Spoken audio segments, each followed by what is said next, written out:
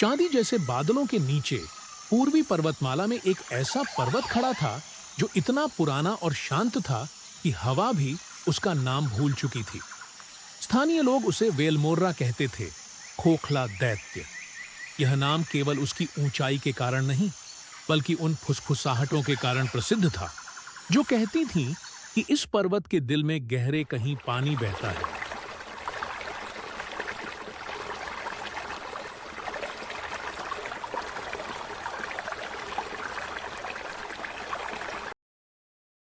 पास के गांव कार्यत से 5 खोजकर्ताओं का एक दल यात्रा पर निकला। वे थे लीरा, जो भूमिगत नदियों की खोज में पागल थी। टॉमस, एक भूवैज्ञानिक जो मानता था कि वेलमोर्रा में भूगर्भीय रहस्य छिपे हैं। एली, एक शांत नक्शानवीस। रैव, रोमांच प्रेमी। और नाओमी, जो सबूत के बिना किसी पर विश्वास नहीं करती थी।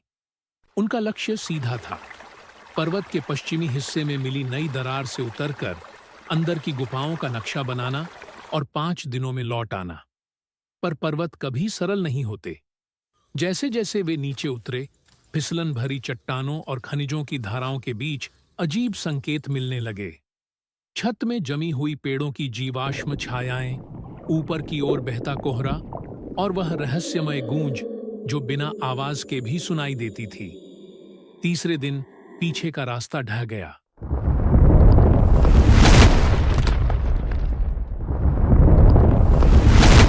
घबराकर उन्होंने बाहर निकलने का रास्ता ढूंढा, पर जो मिला वो था एक नदी, एक गर्जन करती धारा, चौड़ी और नीली रोशनी से चमकती हुई, जैसे पानी के नीचे कोई जीव टिमटिमा रहा हो। लीरा ने पानी को छका। ठंडा है, शायद हिमनदी से आ रहा है, पर यह यहां नहीं होना चाहिए।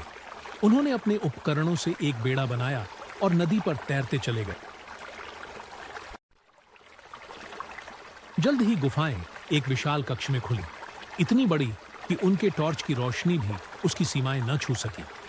ऊपर से लटकते थे दांत जैसे विशाल स्तंभ और किनारों से गिरते थे अनगिनत झरने। और फिर उन्होंने देखा एक झील, शांत, चमकती हुई, पर्वत के दिल में बसी हुई, इतनी विशाल कि उसमें लहरें उठती थीं। वे उसे नाम देते हैं स्थिर सागर, द स्टिल सी। क्या पांचों खोजकर्ता सुरक्षित बाहर निकल पाएंगे? जानने के लिए अभी सब्सक्राइब करें।